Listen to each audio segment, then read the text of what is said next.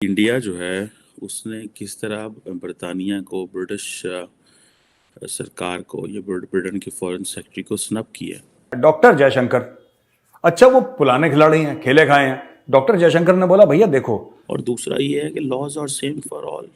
तो ये इंडियन कानून के तहत आएगा। बीबीसी बीबीसी खुदा नहीं है। आपके लिए होगा खुदा तो आप इसकी पूजा करिए वापस वहां पे, यहां पे खुदा नहीं है।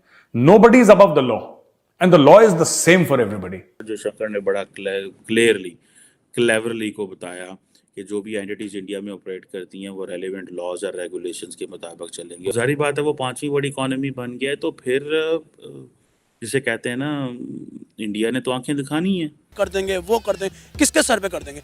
और भाई आप अपने आप को अपने घर में आप रोटी कौन देता है ये बताएं। आप इंडिया के टुकड़े पे पढ़े, मैं आपको इतना बता दूं, ठीक है? ऑन द कैमरा में बात कर दूंगा। उस आर्टिकल का जो क्रक्स था वो ये था कि जो वेस्टर्न कंट्रीज हैं, जो वेस्ट है, वो फेल हो गया है बीबीसी के डिफेंस में खड़ा होने में। और वो इकोनॉमिस्ट ने कहा दिस इज पैथेटिक। आर्टिकल का नाम है after silencing critics at home, Narendra Modi goes after foreign media. Dollar को रोकना मुश्किल ही नहीं नामुमकिन हो गया। मुल्क में डॉलर गर्दी ने हद ही कर दी। रुपए को एक बार फिर से बड़ा बड़ा झटका दे डाला। इंटरबैंक में अमेरिका बहादुर की करेंसी 18 रुपए 89 पैसे महंगी हो गई। इंडियन गवर्नमेंट ने और अवाम ने बड़ा रिएक्शन दिया। उन्होंने कहा जी दिस इज अनएक्सेप्टेबल, और इंडियन मीडिया ने फुल थ्रॉटल क्रिटिसिज्म किया बरतानिया का। नमस्ते दोस्तों, जय हिंद। हिंदुस्तान स्पेशल में आपका स्वागत है। दोस्तों, ब्रिटेन के विदेश मंत्री जेम्स क्लेवरली ने भारत के विदेश मंत्री एस जयशंकर के साथ बीबीसी के ऑफिस पर छापेमारी का मुद्दा उठाया, जिस पर विदेश मंत्री एस जयशंकर ने ऐसा जवाब दिया कि उनकी बोलती बंद हो गई। क्लेवरली ने बुधवार को द्विपक्षीय बैठक के दौरान यह मुद्दा उठाया। सूत्रों के अनुसार जयशंकर ने ब्रिटिश मंत्री को जवाब देते हुए कहा कि भारत में काम करने वाली सभी संस्थाओं को देश के नियम और कानून का पालन करना ही होगा। ब्रिटेन के विदेश मंत्री जेम्स क्लेवरली भारत में हो रहे G20 समिट की विदेश मंत्रियों की बैठक में शामिल होने के लिए भारत आए हुए हैं।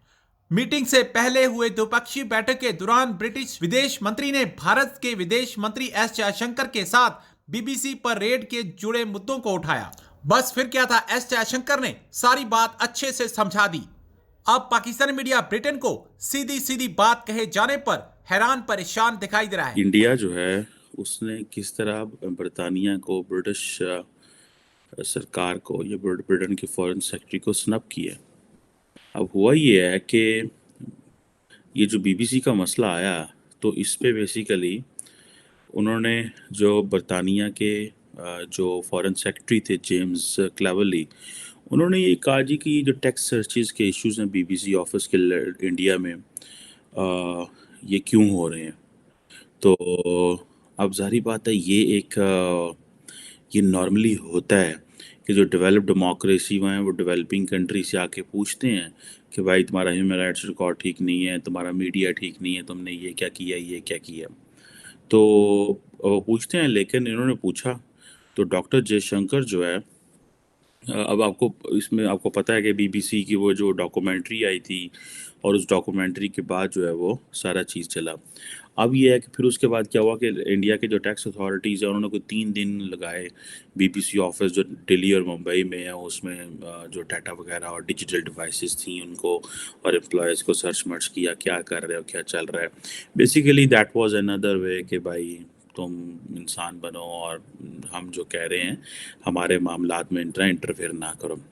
और अब ये चीज़ें जो हैं, ये that was a clear message to India. British Broadcasting Company, बरतानवी सरकार की कंपनी, इंडियन गवर्नमेंट ने और अवाम ने बड़ा रिएक्शन दिया। उन्होंने कहा जी this is a colonial mindset, this is unacceptable, और इंडियन मीडिया ने फुल थ्रॉटल क्रिटिसिज्म किया बरतानिया का।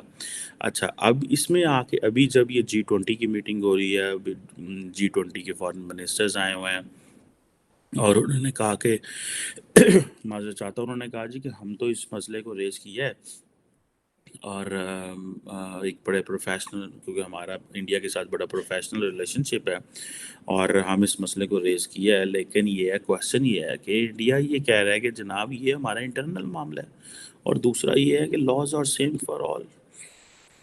अच्छा, इसमें ये है कि जिसे वो कहते हैं ना कि इंटरनेशनल मीडिया इसको और तरीके से ऑपरेट कर रहा है। फॉर एग्जांपल आप इसको देखेंगे, रॉयटर्स देखेंगे तो और तरीके से ऑपरेट बता रहा है।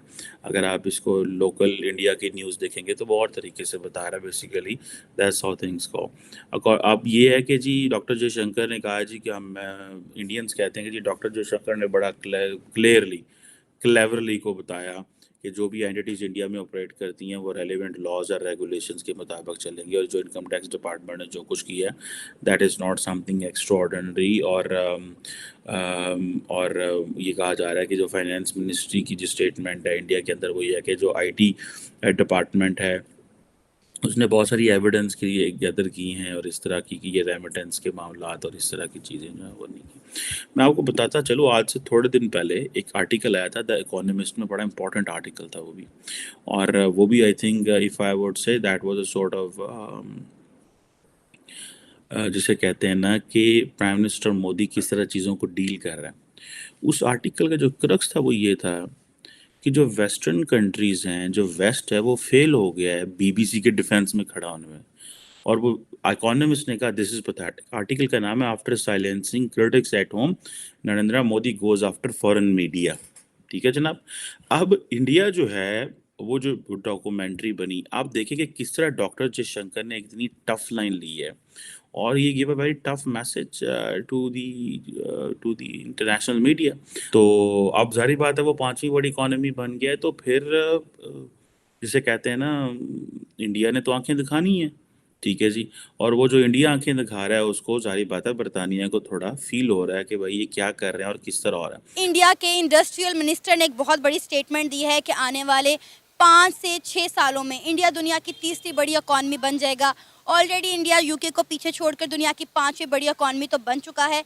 क्या वाकई में लगता है कि अनकरीब ये वक्त आने वाला है कि इंडिया दुनिया की तीसरी बड़ी इकॉनमी बन जाएगा? देखिए, बात करता चलूँ ना अगर इकोनॉमीज़ के ऊपर, तो ये स्टेटमेंट मेरी नज़र में गलत है कि इंडिया आने वाले 5 सालों में दुनिया के तीसरे नंबर पे इकोनॉमी वाइज हो जाएगा।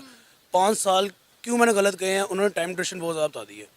ठीक है, ये पॉइंट देखें ना, टाइम ड्यूरेशन, जिस तरह उनकी डेवलपमेंट हो रही है, जिस तरह उनकी ग्रोथ हो रही है, जिस तरह वो अपने आप को लेके चल रहे हैं, ओवरऑल कंट्री की बात करें, उनके हुक्मरान भी, उनके अवाम भी, पब्लिक भी, ठीक है, वो अपने आप को जिस तरह लेके चल रहे हैं स्टेबल और ऊपर से कॉम्प्रोमाइजेशन के साथ, तो मेरी नज़र में 1.5 से 2 साल बहुत है उनके लिए। आपके नज़दीक इंडिया की तरक्की का राज क्या है? इतनी तेजी से इंडिया की इकोनॉमी ग्रो कर रही है, समझते बालातर है। देखते ही हमारा हमसाया मुल्क इंडिया जो है यूके को पीछे छोड़कर दुनिया की 5वीं बड़ी इकोनॉमी बन गई और अनकरीब तीसरी भी बनने जा रहा है।